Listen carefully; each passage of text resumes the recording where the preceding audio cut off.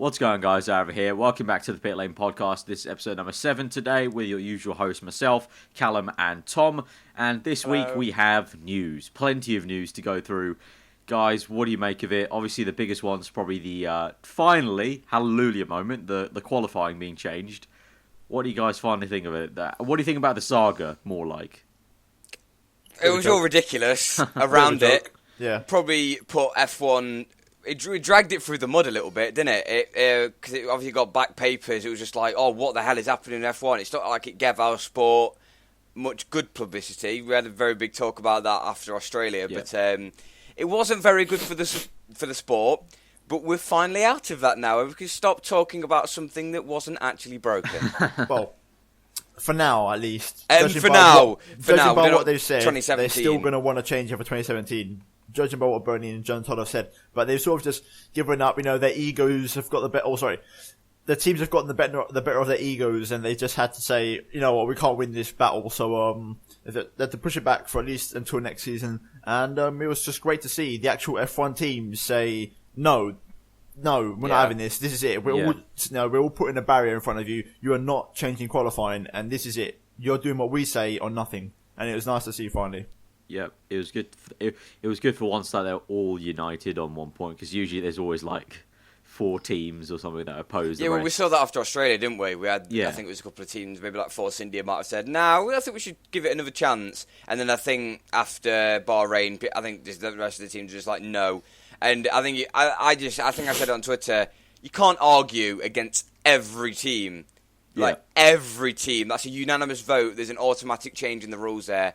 And it's good to see that the teams, like, we've said this numerous occasions, Mercedes, Ferrari dominating the field, yet they're wanting to get rid of it. So it's good that they actually just took a step back, basically took away the fact that they were a part of a team, and almost thought, right, what do I like watching the sport? Even when they want to try it, even when they want the rules to be as good for them. Well, yeah, technically, yeah, obviously they are, but... They were technically obviously watching every rule change they want to try and make it good for themselves, not good for everyone else. But I think you can't argue against something as shambolic as that. They were technically watching it as their drivers sat out and just watched the screen. Yeah, the entire F1 world was watching a timer go down and watching a shitty little box go from 2 minutes or whatever, or 90 seconds, which wasn't very healthy. Yeah. Obviously, we got past. The thing is, 3 months ago, this wouldn't have been a thing, so it sort of got in the way of the real pressing issue, which is obviously 2017 rules after the qualifying. Obviously, I think the deadline is the 30th of April, so pretty much just over 3 weeks-ish for the teams to make a decision on what the hell's going to happen next season. So that's a bit of sort of a bit unknown, but hopefully, I'm sort of hoping, I tweeted it out at the time, I'm hoping that this sort of, the action that the teams took in qualifying to say it's this or nothing, they sort of use it as an incentive for 2017 to sort of push the FIA to say, this is what we think should happen for 2017. Hopefully keeping a bit of an open mind for the viewers and for the racing, and try and come to a mutual agreement of sorts, or just push it back to 2018, which is what I'm sort of leaning towards. But it's like, well, finally we can stop talking about qualifying everybody podcast. Yeah, there was always some news about it. There was always something to say how shambolic that was. But I think it's also maybe kind of a wake-up call to say, if the FIA do want to change qualifying for 2017, which is apparently, Bernie Eccleston said, maybe a race, then they've got to get it right. Spot on right. Otherwise, they're going to get crucified. No, I just don't think it'll work. Crucified. Or just keep qualifying how it was, because there's a reason. Because they did change it a couple of years ago. They tried a couple of different formats. Then they got this knockout qualified, and it stuck around because it was good. It was actually good. Yeah. Well, obviously, one of the talking points was before the mutual agreement to go back to 2015 qualifying was agreed, they were suggesting aggregate qualifying. Now, some people may not know this, but I was there when this happened, I think 11 years ago, and it was frankly just a shambles. It was horrific, and the fact that it got like re-mentioned again, obviously not the same. It was not the same as 2005. It's a bit better now, but the actual concept of how qualifying would work and how the cars would line up on the grid is still the same, and it just didn't work. It didn't work at all. And the fact that it got brought up again was absolutely ludicrous, especially for people who have been watching F1 for a little while, like myself. And I'm so glad. So all these stupid ideas have been dropped, and the teams have finally decided, yes, this is what we're just not gonna have any more crap from the FA. We're doing this. We're going to stick to 2015 because this is what we want, and we're thinking about the fans. And it was really, really nice to see for a change. Yeah, it is very good. Stop the bullshit 2016 for F1. Yeah. I think it's also like worth noting though. I think that a lot of people did kind of think like, some people like balancing how much of the spectacle of the sport, of the actual sport, should be about qualifying and about the race. I think if this new race is going to be coming in for Saturday, it kind of defeats your point of the Grand Prix, like the British Grand Prix. It's Sunday, it's all hyping up to this one race. It's all going to be an amazing race. There's rain coming, there's this. But it's just like, on Saturday it kind of ruins the Sunday race almost, because it's like we've already had this. And if the Saturday race bad, and they go, oh God, I hope it's not like Saturday, it's... Yeah, I just don't... It's a little bit hard on to balance. I don't believe in a race on Saturday. I think it should just be qualifying. It's not GP2. It's not. Sorry, it's not GP2 or GP3. F1's just standard practice qualifying race. Everyone knows that. I do, it's a build-up. Mention that, Callum. That's a good idea, actually. I don't know who it was who said it, but it's a good idea. If you want to test new things out, new qualifying formats, or just new format of the entire race weekend, try it out in the lower categories, not in Formula 1 itself. So, like, try on GP3 or GP2 and see how it goes. And if it doesn't work, then it doesn't actually affect the crown jewel of the sport. Yeah, exactly. And the racing is not. It's not like the racing. Well, the actual GP2 and GP3 are pretty mental anyway. So adding something mental to it, like we see, some of the racecraft is like you see some pretty spectacular crashes in GP2 and GP3. I think just adding another spanner to the work, it's not going to make it any worse or any better. But obviously, something fundamental like keeping cars in the garage, then obviously that's a big no-no. But it is a good way to try out some rules and just see what they're like, and just not ruin what's the best sport and the highest sport in the full motorsport genre. Which is, just don't do it. FA, please, don't do it. Just don't do it. But I think for the final time we've talked about qualifying, and I don't think we ever have to talk about it ever again, until there's something major goes on in qualifying that's mental. Yeah, hopefully this will be the last podcast where we actually mention unless all the teams unite in 2017. I think we'll be talking about this for the 2017 rules, because I think they're going to... I know Bernie and Todd, I know what they're like. They're very stubborn. They're going to want to try and push for it and think about it properly for next year. It's not even them. It's the what was it? The ticket sellers. Apparently. What do you call it? I can't remember the name they call it. Yeah, the people who advertise the Grand Prix. Basically, the people who just sell the tickets are like, we want something better for Saturday. And they just don't understand that it doesn't work like that. There's qualifying on Saturday and that's it. They want money, we want racing. It's the best system for qualifying. Yeah, but then that also for a reason. That also goes back to the fact that they have to try and find ways to make more money, because they have to still pay a ridiculous fee to F1 to be able to host it, which I think is a bit stupid. I don't understand how they have to pay such a high fee to run the race, which then just means they have to ramp up the prices for the tickets. It's like, if you just lowered the fees, F1, stop being a fucking bastard, then fans can actually afford to go. It's all becoming very much like the Premier League, and like 20 is good enough or 30 is good enough. It's like a Grand Prix ticket shouldn't be like £390.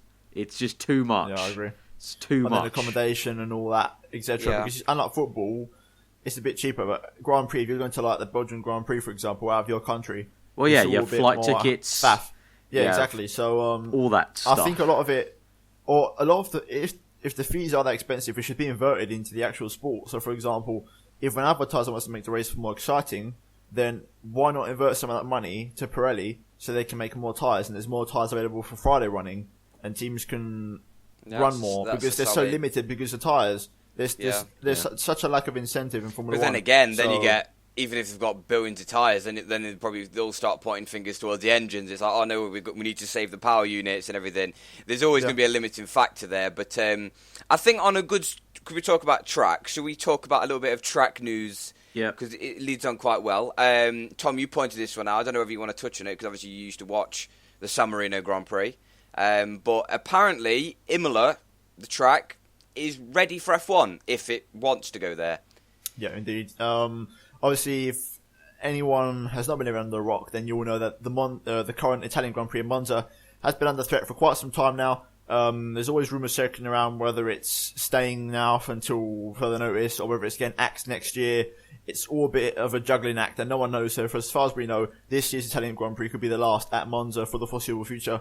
And the actual owners of the San Marino Grand Prix themselves, who own the track, have said that they're perfectly capable of hosting an F1 race again, which in my opinion is would be fantastic. I mean, to be fair, when it used to be on the calendar 10 years ago, they used to have Monza and Imola at the same time. So unfortunately, we could probably be losing out on one of them, because otherwise it would mean there'd be 22 races on the current calendar, like you pointed out, Callum, earlier. And 22 is just getting a bit ridiculous now when it comes to races. So one track on the calendar is going to have to give way, and it seems like it's going to be Monza. And personally, for myself, I like Monza. I absolutely love Monza. I've got, obviously being a Ferrari fan, it's always been a very nice track for me. I'll admit the racing has not been great, but it's just one of them tracks. It's like Silverstone or Spa. It's hard to drop them off the calendar. It's got something unique about it. However, Imola is a very good track that I love. I've always loved. It's a good replacement. You're not missing out. It's still got great history and heritage and great prestige as a racing track. Obviously, since the last time the F1 cars raced there, the layout has changed a bit, especially in the last sector. But it's still got a certain magic about it, which can only make it Imola. Yeah, I think it'll be a good return, but we're just going to be careful because I've mentioned this, and it does lead on quite well to what we've previously discussed about Austria, and I'm going to talk about Austria now. And I was thinking the other day, because we were talking about the old Österreich, which is being resurfaced, and of like a potential that'll be a potential layout. They haven't said anything about it going to Formula One, but it was just thinking Probably about Austria at this point. It's all speculation. This is something that I've even come up with here. But the problem is with Austria, and I think with how many races? It's been since 2014. So this year will be its third year in its little stint as such in its comeback. And let's be honest, the racing's been dog shit. There's nothing. I'm not a huge fan of the track layout anyway. It's not very good for the cars. And we talked about this in the previous podcast. We saw a track such as Bahrain, which was pretty meh in the V8 period, but it's really come into its own with the new spectacle of like in the night and with the new V6 area. It really has got really. It's got a lot more support. But on the other hand, with Austria, there was a lot of hype with it coming back, but it really hasn't performed.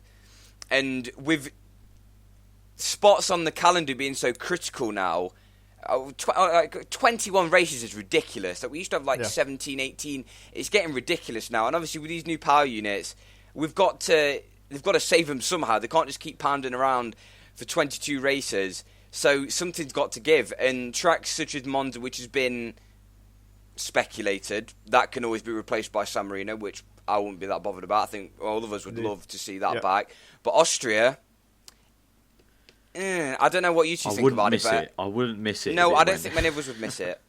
Like the only magic thing that's happened is Felipe Massa got a pole position. I wouldn't miss Austria, and I wouldn't miss Canada if they, not Canada, China. I wouldn't miss China. Say you'd love. I wouldn't miss China or Austria if or they Malaysia. Off. I'd say Malaysia for me. It's a bit of a dead when track, it rains in Malaysia, it's very good. That's the only thing that saves it, I think, in my eyes. But China and China, Australia are just no, like no one would miss them. They've never created good races. Like we say every single year, China, we all know is usually a bore fest. It probably will be this year. Like next podcast, it probably won't be too long because it probably will be a bit of a bore fest. I mean, hopefully I'm proven wrong, but it usually for the past it's been pretty meh for past 6 years at least. You'd say. No, it's more. The only thing mental always that I met. can remember. I only, I don't know pre 2008. I'll give you the only good race I remember, and that's 2006 in a sort of a wet to dry to wet sort of race, sort of changing. Yeah. And everyone was sort of like wet intermediates, well, again, that's intermediates just sort of changing, but that's about it. Yeah, again, that's just like Malaysia with the weather. It's just like because of the weather, it made it good. The weather.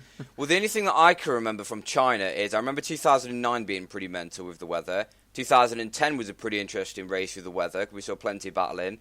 2012 was pretty weird because we had Mercedes leading, and obviously Rosberg got his first win, and Schumacher would have got a podium if they didn't mess up his strategy and his pit stop. If anyone remembers that, when he lost a wheel.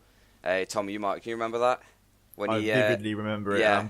You brought that up. Yeah, okay. I'll move on quickly, but that's on. like the only mental thing. And then 2013, when the softs would only last 2 laps, I remember when they practiced, it was like, whoa, these have gone quickly. Oh, yeah. That's the only thing I can remember. I love Literally, that. I can't remember anything else. It would do a qualifying lap. But there's a trend here. Nothing has to do with the track itself. It's all Mother Nature. It's nothing good about the racing as such. It's exactly. But maybe we need a bit of a refresh in tracks. I'm not saying kick tracks off willy-nilly, but give it a couple of years. Just and axe then the ones see. that bring nothing to the table. Me personally, I've got a bit of a soft spot for Austria. Personally, I think I'd give it 1 more year, see how it gets on. Because here's the thing: if you look at it, some tracks like Bahrain for me was never a good track, but it's taken it since 2004, which is when it first came on the calendar, until 2014, pretty much, to really start to have consistent good racing. So 10 years. 10 years. You got to give it some time, you know. But I think judging how the cars are racing this year, maybe Austria could be a better race. But I do agree the track is generally a bit. But it's not just time there. In that case, it was like actual reg changes that made it better. Yeah, it wasn't like. It had to wait for the right combination. If we stay in this with these regulations, I don't think time's going to do much to it. I think it needs to be like let's see if the 2017 or 2018 rules make a difference. But we don't want to see tracks do stupid things like what Bahrain did in 2010, which was the endurance circuit, which was frankly appalling. I remember it was just bad marketing, though. That was really bad marketing. Like they were like, oh, let's do something fancy because it's like an anniversary for us, and then it just didn't work. Like I don't get why you do an anniversary layout special for the race. It's a bit of a grey area for me. I never really, going back to the point, I never properly know why Imola got dropped in the first place. But probably in a way, I'm glad if it is ready to come back and Bernie and Todd don't go all anal about it and they do actually think, okay, we've got a good track here, let's bring it back. I'd be glad they bring it back because it's not like some sort of random track they've pulled out of non-Europe, which has been created for F1 specifically, like Korea, India, these sort of tracks that have come in for no reason and haven't made it, quite frankly. Yeah. So it's one that's got pedigree. It's a proven good racetrack. And it's in Europe as well. I've got a thing about European tracks. There's so many good European tracks that don't get used. And obviously, Germany, for example, last year, not a single German Grand Prix. So Hockenheim, Nürburgring. There's a lot of rich history in Europe for racing tracks. So hopefully, it would be nice to get this back in a way. But hopefully, maybe something like China gives way, and not Austria, just because of I think there's more racing history there. Yeah. Well, I think that concludes track debate. Maybe we might return to that maybe later on in the season after we've probably got past Baku. So we'll probably do an evaluation on that track. Probably move on to Haas, a slightly big topic.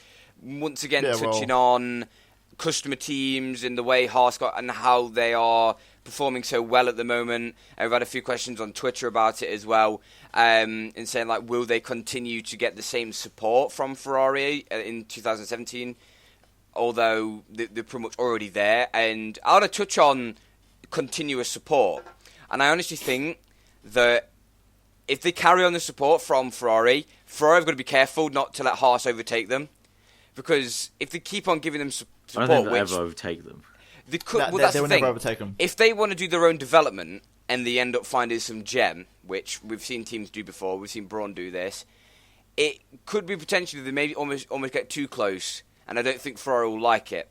Well, we've seen Toro Rosso get close to Red Bull, but I'd never say they've comfortably got ahead or convincingly got ahead. Red Bull got in the way, still pull out the bag. Yeah, I don't think it'll ever happen. Especially as Ferrari, they've got loads of money to spend. They rarely slip up. Apart from the odd year, 2009, 2005, they've had a couple of blips, but it's Ferrari, And at the end of the day, I think Ferrari are actually quite happy that the Haas is so competitive. I think they want them as a nice rear gunner. Happy to use it. Yeah, and also as a feeder team, like Toro Rosso's for Red Bull. And who knows, actually, we can talk about this. We didn't discuss it pre-podcast, but related to, we'll talk about it in a moment, about Sauber and the rumours about maybe Alfa Romeo might replace Sauber, and apparently that might be a second feeder team for Ferrari in F1. If they decide to bring him in, they'll also help them out as well.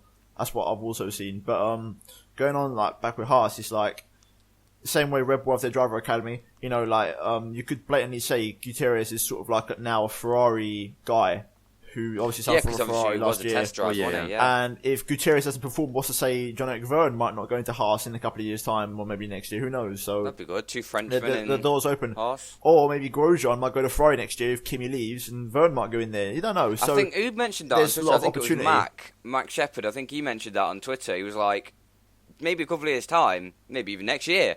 Well, depending on if Grosjean wants to go or not, because I think he's quite happy at Haas at the minute, and I think he's under contract. But what's stopping Grosjean from getting his final opportunity to be promoted into a proper good team? Which I think it's good for the sport, though, because like having feeder teams promotes drivers, and obviously it's proved successful at Red Bull. And we're too successful in many ways. Maybe a bit too successful. Yeah, we did speak about that. Maybe they found too many good drivers. But if Ferrari do this, Mercedes, obviously they've got Manor, who are technically their feeder team at the moment, with Pascal Wehrlein there. I think it's good for. It's also good for like developing the cars, but it's also good for developing drivers as well. It really does filter through the good drivers and the bad drivers. Like, I honestly think I don't know how Gutierrez has managed to land a spot at Haas. Never impressed me at all. Money, that's probably the only reason. Because I think it was Japan 2013, his only good race ever in Formula 1. And that was when the 2013 car was actually good, because Hulkenberg dominated, in the midfield, the second half of the season when he was always annoying Alonso, if you remember that. Yeah. Always getting in his way, always finding himself stuck behind Hulkenberg, which was always quite funny to see. But I don't know how Gutierrez has made that, but if he gets axed and doesn't perform compared to Grosjean, which is obviously how you compare teammates, we could always see another Ferrari development driver land that spot, which I think would be really good. Yeah, I completely agree, like I said. And I'd love to see Jeff back, personally. I think he got axed. Yeah. He got a bit of a cold shoulder with Toro Rosso and the treatment that he got, so it'd be quite nice for him to go to Ferrari and set up yours, Renault and Red Bull, and it'd be nice to see him back in a way.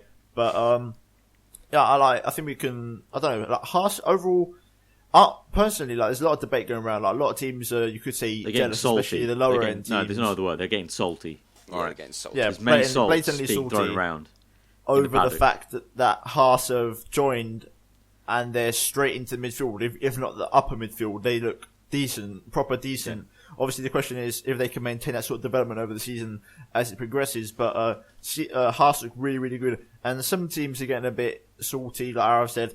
And I remember, I think Christian Horner said this week, it's really good that Haas, for the sport, it's really good that they're up there. But he sort of took a jab at them at the same time, saying that it's good to see that the 2015 Ferrari is still competitive. Yeah. So, yeah. You know, there's a bit of salt there. Some teams are sort of saying, should it be allowed, should it not be allowed? And I'm going to be blatantly honest here. I think it's perfectly fine. I don't really mind. It's okay to have 1 or 2 or 3 teams have the sort of agreement that Haas have with Ferrari. I mean, to be fair, I think Manor have the exact same agreement with Mercedes and Williams. I think they have a technical agreement with Williams, but obviously Williams aren't as good as Ferrari. So you're seeing where Manor are relative to Haas in a way, you know. So if maybe Manor are more competitive, then maybe the aarava would be raised a bit more. But I don't think it's a problem at all. I think it's perfectly fine. It's good for the sport. It's healthy for the sport.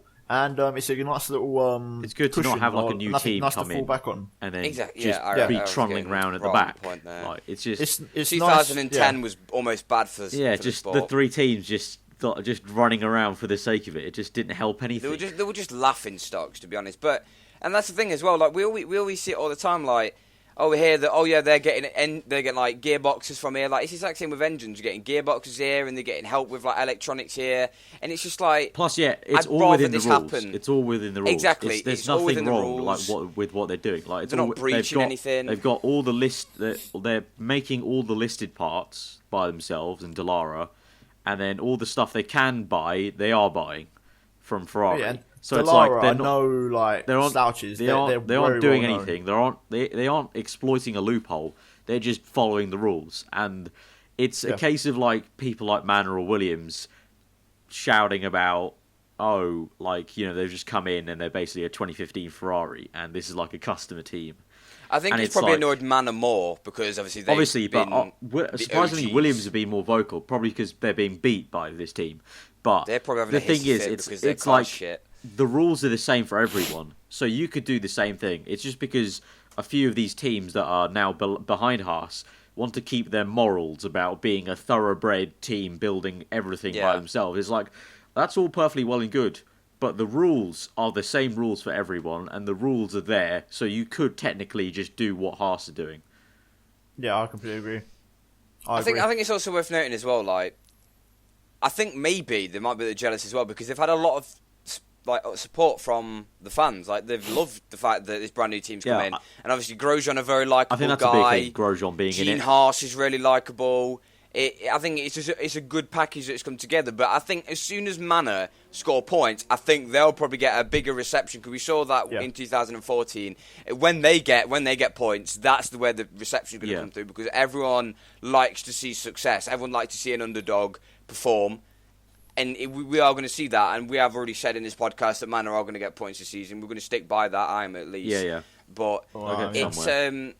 But I don't know. I think people are just being a little bit salty about it. But I think Red Bull, like Horner, probably took the jab because he knows already that he's kind of not comfortably, but at least certainly ahead of Haas at the moment. Unless Haas can have a little bit more development, because obviously Red Bull are thinking that they're going to be speeding off down the road, Canada onwards. Plus, he's probably a little salty from what happened with last year when they couldn't get a Ferrari engine and they were only being offered a 2015 engine. Yeah. So, and then Haas walk in. Yeah, and Haas walk in and get a brand new 2016 engine. So let's not get twisted though with Haas. Let's be real here.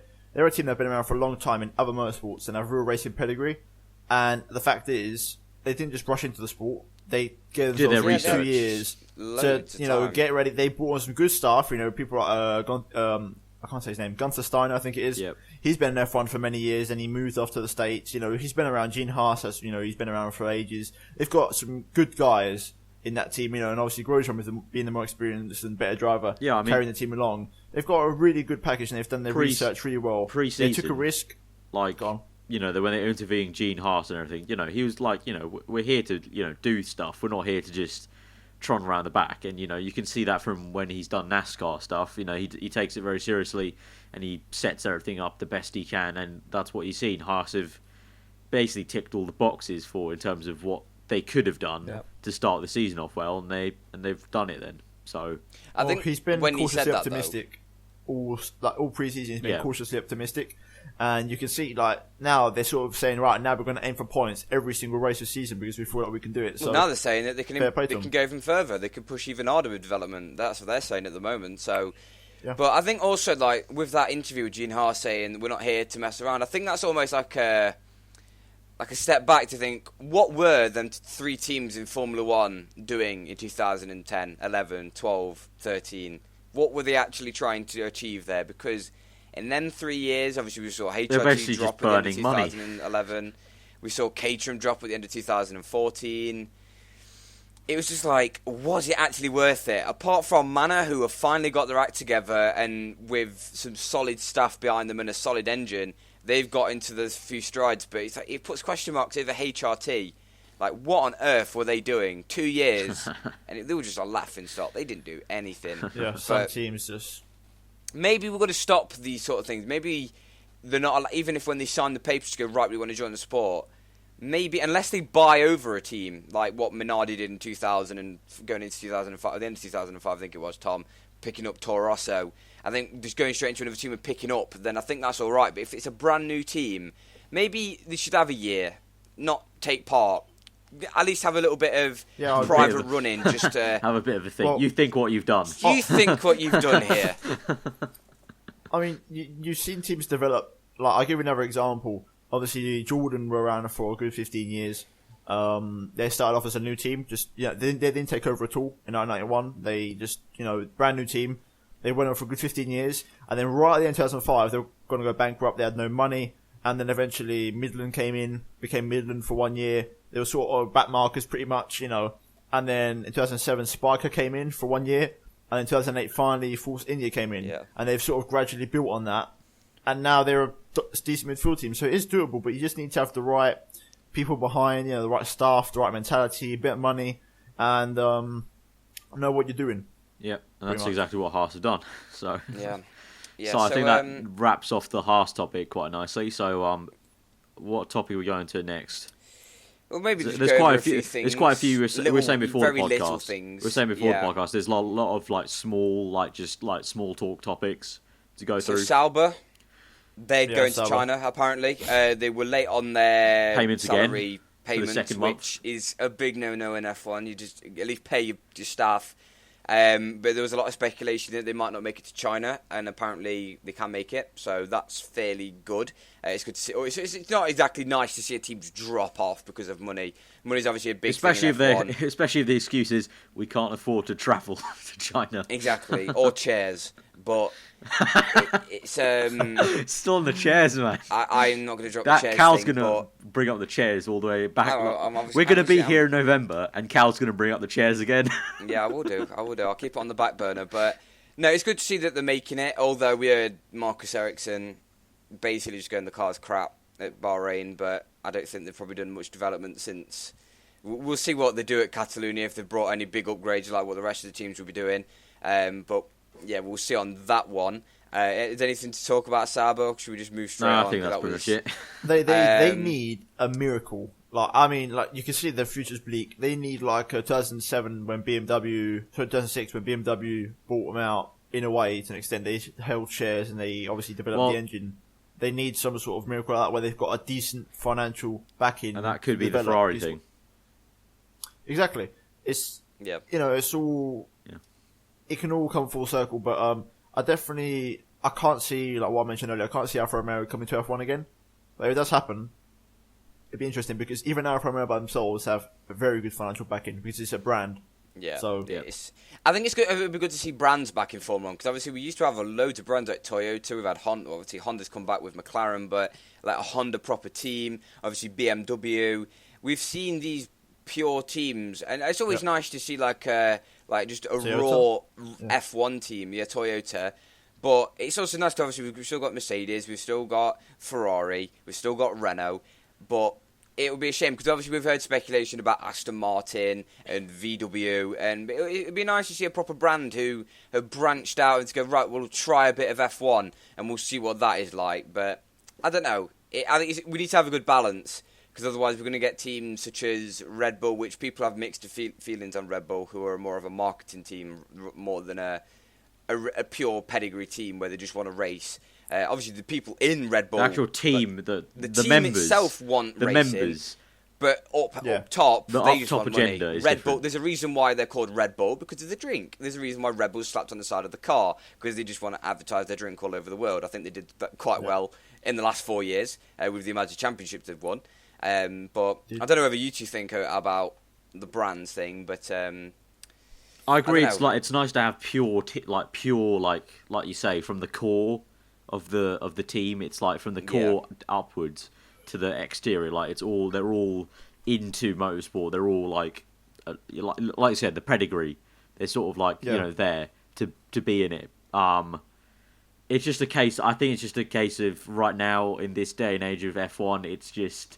It's difficult for a lot of these brands. It's too expensive. It's difficult for these brands to justify. It's difficult for them to justify actually spending that money and getting into F1. Also because of all the shambles of qualifying and stuff. It's someone like Aston Martin or Audi, who Audi have definitely said they're not interested in F1. They're in Le Mans and WEC, and they're probably looking over at F1. When people are saying, "Oh, are they going to come in?" and they're probably like, "No, thanks. Look at that. Look at that pile of crap." They'll look at the qualifying drama and think, "Why? Yeah. Why do we want to join this? What's this?" Yeah, exactly. But I think that's also worth noting why these brands want to buy teams such as Red Bull instead of making their own team, because I think it would be ridiculous for them to just waste. Well, yeah, they have they have the infrastructure already there. Then if exactly. they buy they want the team, infrastructure, that's why they aimed for Red Bull. That's why there's a pinpoint opportunity there. Obviously, Aston Martin was linked with Force India. Again, that's another team that was there. Yep. But it's a funny topic, and we'll obviously see brands come and go. We saw Renault have a little bit of a break, and they was like, right, okay, let's get back into it, and they basically just took over Lotus again. But it's that's another thing as well. Obviously, Lotus ended up going, but then obviously was replaced by a brand team. So it's a funny topic, that one. It's about what a good balance is, and what's good and healthy for the sport. I've got an article here about Force India, who had a pretty shambolic Bahrain Grand Prix. they basically blamed everything on the start and the crap tyres, and they couldn't I think carry it's probably the a tyres little bit at more all. than that, to be honest, because like they were. I think nowhere. they're missing a bit more. I think I remember last year we saw a lot of Force India in the Grand Prix. I don't know about you two, but I hardly saw them on TV last week. They got a podium in Bahrain in 2014, didn't they? Perez got third. Oh, yeah. So. Yeah. Well, how times change. And at the end of last season as well. But I think they blamed it on the tyre wear, and I've instead of blaming it on the tyre wear, maybe blame your strategist, because don't use the super softs, which is one of the softest tyres that they're going to bring there. Don't use that. Use something harder, which doesn't. I don't know. I think they don't want to blame themselves. Basically, they're just going to blame it on crashing into people at turn 1, and then they're also going to blame it on crappy Pirellis, which they're just pointing fingers. I disagree to an extent. I mean, Grosjean proved that the super soft was a very good racy tyre, but I think was more of the case. Forcing you just going, no, it doesn't work in our car. Forcing I think they got in some incidents as well, which didn't help their deserve. I think Perez did quite a fair few stops, but Perez gave Sainz a puncher, and Hulkenberg crashed into the back of someone at turn 1 overall, as well. they've been poor. Like, I think we expect them to be midfield because they didn't really develop last year's car at all.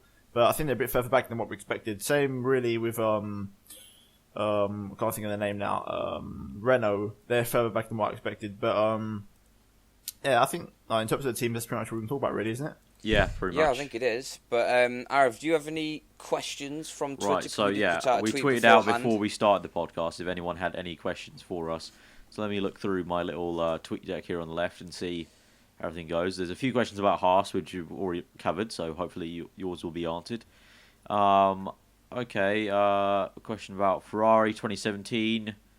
Who in each of your eyes will be at Ferrari in 2017? So we sort of semi-answered that, but do we think Kimi will be dropped? I think he, so far this season, obviously he got a little bit lucky with Vettel going out at Bahrain, but so far he's at least been better than 2015. Yeah, he's improved. Right now, we'll definitely see Vettel next year. Right now, I wouldn't drop Kimi. Right now, if we're talking 2016 form, right now. But we have got. So do you guys think it would be like? It's very feasible for him to be dropped at the end of the season. Like, do you think it's like that could definitely happen? Like, I think it can happen. We see it every year, though, don't we? It's every year we have this same speculation about these old drivers such as Button, Alonso, and Raikkonen. It's always the same 3 drivers that we hear every single year, and it's like I don't think. Well, Vettel's certain, probably, but Raikkonen. A lot of people argue that experience is quite good, but I'm not sure. It's a slight weird one. I think we have got 19 races to go, though. That's the thing. We'll probably evaluate that over the season, and we'll give our thoughts, especially when it gets to Spa, when we probably start talking about driver market. Yeah, that's usually when the silly season starts. Yeah, when everything moves about. But right. No, I think we should see the same lineup next season. All right, Tom, are you going for the sort of same thing, or...? Yeah, I'm gonna for now. Yeah, I'm gonna say Kimi stays for now, based off of form. Yeah. Personally, for me, I don't see such a huge drop being made for 2017. I can see it possibly for 2018 towards Kimi. He's getting older by the year. Obviously, everyone does, but I could see it happen more in 2018. So obviously he is 37, I believe now, or 36. So, like you said, he's getting older by a year.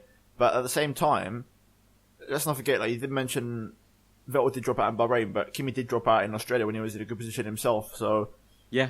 It's reliability as well, but that could always put off Kimi. Like, obviously, he's had a pretty rotten look. Yeah, he's had some poor luck. It's not the fact that Ferrari might kick Raikkonen. Raikkonen might just hang up his gloves and go elsewhere. Perhaps, yeah. So the next question we have here is quite a good one. So McLaren have gained quite a few sponsors recently. Does this prove companies maybe think that they're on the up for certain towards the top again, or at least the upper half of the midfield? Well, we've already seen loads more McLaren Honda on our screens. I think to your happiness, Arav, we've already seen plenty of that in the first 2 races, and I think we'll see more to come, especially when it comes to more narrow tracks when they might be even higher up the grid as well. They definitely need a big year or something better, because you could definitely sense towards the end of last year there was sort of getting down to the last remains and sponsors was getting to the last straw. I mean, they lost Hugo Boss, they've lost Takioya, so Vodafone, obviously, they've been running a bit thin, so they really did need, like, Chandon, for example, to really boost them up, and Richard Mille. So, yeah, it's a good sign. So, but obviously, let's not forget, McLaren, as good pedigree as they had in F1, it's not like Mercedes and Ferrari where they have loads and loads of money to pump in. They're still technically a brand that isn't actually a manufacturer team, so they do need sponsorship money. Yeah. Yeah. Well, all teams will need a little bit of sponsorship money to keep them going, because obviously if you start digging into the road side, then I think it's a bit of an unstable platform to run on when you start taking budgets from the road car budget, because obviously McLaren pump out some incredible cars on the road, on the actual road, but it's a bit of an unstable platform if you start digging into other pots of money to try and just fund the F1. I think they'll probably more than likely look at Honda and try and get a bit of money from them before they start taking their own money away. And but it's always good to see though that people have belief in McLaren Honda, believe that they can win, believe that they'll get a podium, believe they can actually get points. But obviously they've already got that one, so it's always good. It's always good to see a team like that. Right, so I think we'll come to this final little question as we're coming up to about 41 minutes, I think, for the podcast. So this final one is quite a good one because a lot of you are asking this one. So in general, there's lots of questions about just F1's leadership and what do you guys think will happen with that? Who do you think might be better? And do you think it will change anytime soon? And just general thoughts on that. There's quite a few questions on that. So I think Eccleston will want to hold on as long as possible. Yep. Because which apparently he already sold for one, didn't he? Yeah, but apparently there's been speculation he's wanted to sell the sport. But I don't know. I talked about this in the supplementary 5.5. He has technically agreed to sell. The price has not been named. They're pending approval from the CVC. So I think it has been sold. It's a matter of when it will get formally announced to other investors. To be honest with me, I just want to see Jean Todt out. Like he's just now got no clue anymore. He's just got no clue. He's always said this thing, like, I don't agree with it, but he's always pushed for the green side of things in terms of emissions and all that sort of stuff. But I feel like he'd be more suited for Formula E if he wants that sort of thing. I think F1 needs the element of grittiness of sorts. Still cutting edge technology, but that is a very dangerous subject, that, because at the end of the day, we hear all the time in the news about how F1 technology is making its way to but it's not that's the thing, like we've seen it with certain cars, like we've said, like that's been said so many times now, but now I read it, I saw it on Twitter, at least there was like an article that randomly, I need to try and find it, but it was like the the engines aren't actually going to make it to road cars anytime soon, and sorry, and the actual technology has only come into play with Ferrari's supercars. And, I'm guessing they're developing, I think, Mercedes, people like Mercedes and manufacturers like that, developing hybrid systems like that. But yeah, we're not going to see it on a VW Polo. To be honest, I personally, as I was just looking at it, I really do not see how it is really actually benefiting road cars too much right now. And if it's coming in 5 years' time, what good's that if the regulations in F1 are changing in 5 years' time? All the time. They change every 5 years. Yeah. Exactly. I completely agree. I've never believed... It is a weird subject. It is a very weird subject because I think F1 obviously like to dictate the way that's like the general motoring industry goes, but I think the problem is it's F1's gone to the V6s and then they've realised how expensive it is. And there was a brilliant... Until they'll go down in price until more and more cars adopt the hybrid system, which we see more. We see different cars. I think we saw Top Gear 2 hybrid cars. I'm not sure. There was one McLaren, one Lamborghini. Oh, that Porsche one. McLaren. But there was a brilliant interview with Sebastian Vettel. I'll try and find the link and definitely put. If I find one link today for this podcast, it'll be this one. It was a fantastic interview with Vettel and on Channel 4, and Vettel put it just as Cal said it there. Like we've gone to the V6s, and now we've maybe realised it's too expensive. And Vettel just listed off lots of things that we've done recently that really haven't actually improved it in the way we wanted it to. And he just made a very, very good, solid point that it is just so expensive, and we're paying so much, and we're not getting a end product of F1 that we actually want. So we're just basically burning. The teams are burning money. Yeah, but then a lot of people are arguing, well, what was the point in going there in the first place? That's what I argue. Yeah, and also I get shot down like a bird for that. Yeah, so yeah, and I've seen plenty of salty Hamilton fans going, "Oh yeah, the only reason Vettel wants to go back to the normally aspirated engines is because he's not doing so well." Just shut your mouth. There's no Vettel, difference out of anyone. No, there's no like even having Hamilton, a turbo on your car, or not a turbo, doesn't make difference to your driving style really. Too much. It's just not even if no. like as the V6 turbos, these turbos don't have any turbo lag, if any, like at all, because of the way the ERS works. So it literally does not change your driving style. It's just that they did discuss this. It's like blatantly, the V6 is as good as the V10, but the fact is you can't strap on a turbo to a real life car. So how does that relate to normal technology? You know, there's elements in F1 that you just can't. Well, if you strap a turbo onto a normal car, then it gets the whole, well, pretty much flushes the whole, oh yeah, we must save the environment. Because obviously a turbo burns fuel. It puts more air into the engine, like, in terms of, so more fuel's needed to get more power. In terms of being green, I think Formula E is doing a fantastic job of marketing the electronic era, and they're doing wonderful stuff. And I really think, you know, we have the Tesla launching their new Model 3 car. I think electric cars are really on the up in terms of the marketing, the popularity. Just leave it to them. Leave it to them, and let's make our product good enough for the fans you already have. And if it's good enough, new fans will come. We don't need to try and bring in new fans actively. Yeah, if you want to see ecological and like green, saving the environment, and like a different side of racing, then you can perfectly go to Formula E. But I don't know. Thing is, I think eventually F1 will go fully green at some point in the future. But like my point is, if you make F1 fully green at some point in the future, then what's the difference between Formula 1 and Formula E? They're going to be sort of in the same context. There's got to be a difference there. You can't just like, what's the word? You can't generalize and like make everything the same. You got to keep things different. And, like they're all unique in its own way.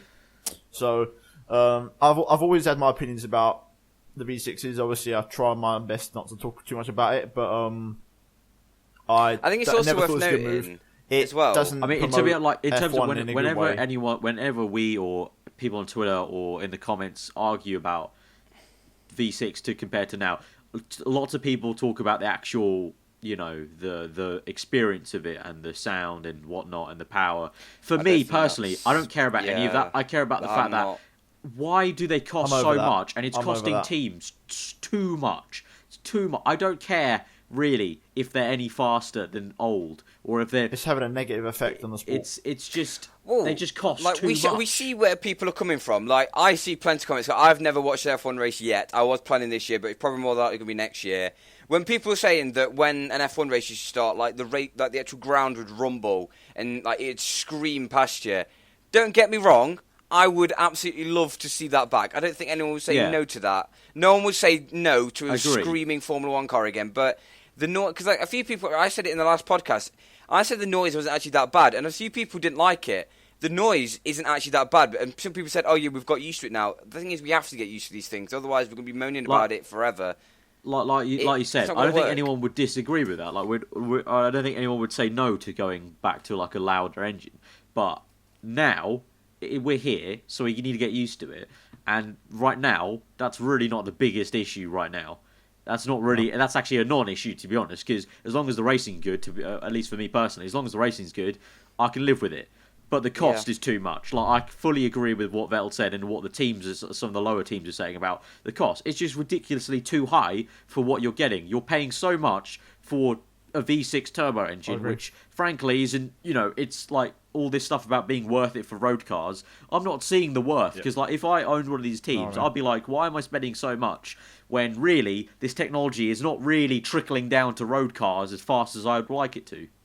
Well, it's making its way to... like hypercars and supercars. Sorry, we're not mate, we're gonna we're gonna buy, Ferrari FXX. Oh yeah, I can't wait to charge my ears going down the M1. We've all got Rolexes, haven't we? So yeah, obviously that helps. Yeah, mate, I'm gonna strap a ERS turbo to my Corsa.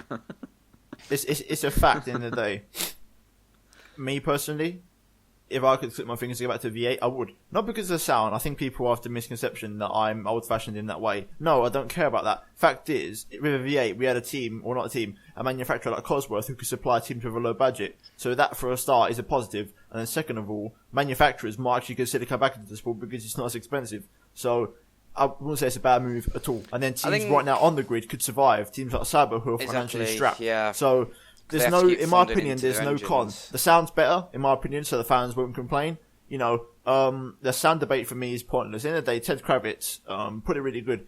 He said these cars would still rumble and you still screech, but because of the actual note of the engines, it's not the same. But the actual volume, the decibels, are the same. It's still the same. Just it's the tone. Yeah, the it's just the whine. It throws the whine. Yeah. But some of the certain noises that come out the back of these cars are pretty. Like some of them are awesome. Still quite nice. On downshifts, when you got some of the Merc cars going on the downshifts, are freaking gnarly. Like they're really awesome sounds. And I think we're going back to we briefly discussed. I think I watched the E-Prix at Mexico, and I think you might have caught it. But Formula E has some great racing. They have some really tight, close racing, and it proves that it's really just, is the racing going to be better? Yes. Okay, everything else doesn't really matter too much.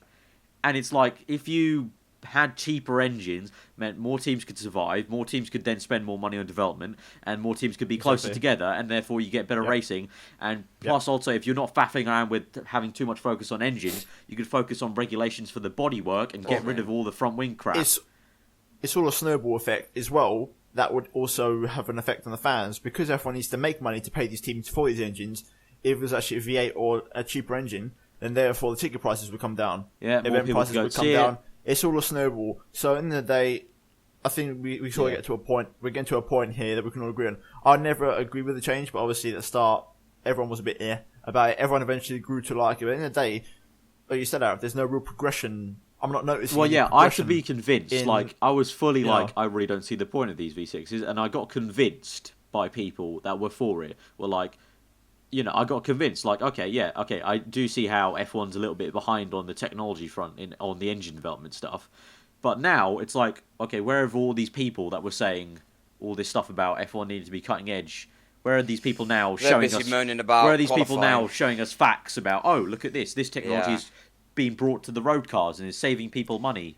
Don't get me wrong, the only probably good thing that's came out of it, we've used a little bit less fuel.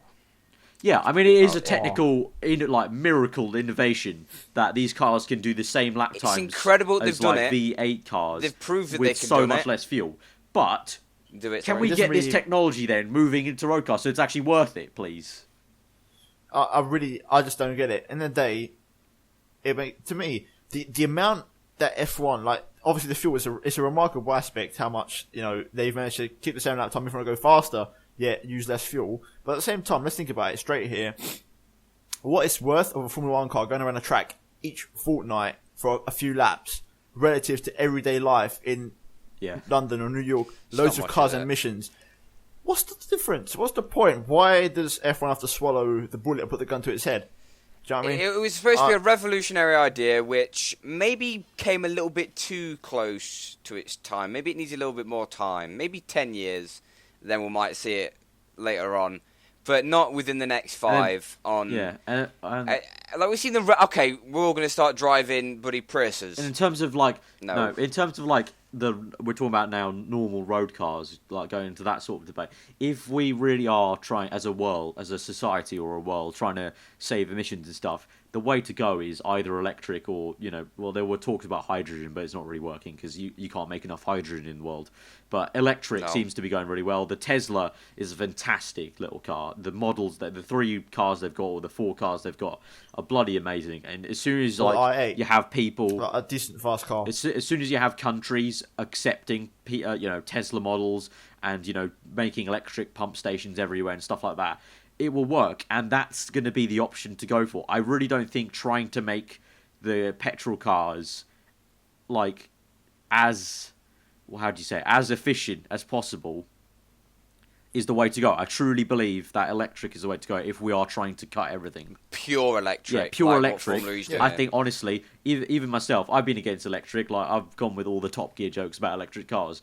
But I do agree now it's gone to that point where it's like, no, that is the only way, because everything else we've tried with petrol cars really doesn't work too much. Like, a Prius is just a scam. Like, a Prius just... Well, we are seeing it on the road. We are seeing it on the road now. We see more and more of these electric pump stations and everything. We're seeing, you get like service stations, everything. You see them around the UK. Not sure like the rest of Europe and everything, but they are trying to be promoted. But at the end of the day, I think they need to maybe look at Formula E. I think that's your point of Formula E, is to maybe a new innovation of motorsport, which can then be taken down. But at the moment, and the way Vettel's going, and the way us three are thinking at the minute, it's not yet. This in 2016, we are not. It's petrol cars at the moment. It's not the petrol and diesel. The product's not working. We're paying too much for but a shit unfortunately, product. It's too expensive. End of the day, unfortunately, we don't live in that sort of world, and that will never happen. As much as I'd like to, I've sort of accepted that myself as well. So John Todd, where we started off, there's this pissed problem right with F1. off. There's a problem with F1, both the people who are running it, and then there's some fans in particular who have this thing.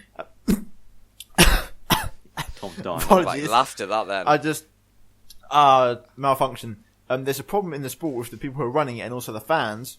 What is the problem with going back in time? Are you scared of going back? What's wrong? Is there a problem with that? I don't see the point. I don't see what's wrong with it. People are scared. I honestly think people are scared. Yeah, and I'm going to go and... Yeah, Tom will go fix his malfunction. But we started off that question about Jean Todt. So basically, that entire probably 10-minute conversation was basically going, John Todt, go fuck yourself. John Todt, go somewhere. Also, you're not John wanted in F1 anymore. Pushover, because he said in an interview that the reason why they changed the qualifying was purely because of the ticket salesman. Don't listen to the ticket salesman. He doesn't know. Bob down the local corner shop selling the ticket doesn't know about F1. He just cares about money. The fans and the teams know. So that's where you need to go. That's where they go. Anyway, that's been a bit also, of a really... I was going to follow up saying... we don't have time to follow Alex up. Wirtz or Max Mosley, please. Yeah, Alex Wirtz. We've run over really quite a lot. It's 56 minutes. Fucking hell. Yeah. Right, anyway, so that's been the podcast.